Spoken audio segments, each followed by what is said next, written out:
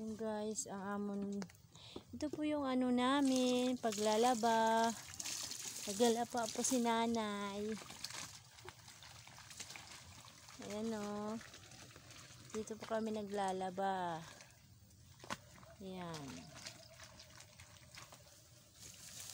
Ito po yung ano. Diyan po kami kumukuha ng paglaba. Tubig paglaba. Yan.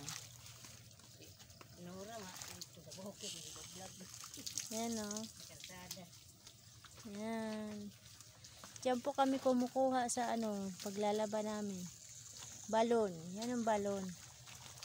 Ito, ayan. Dito po. Yan, yan.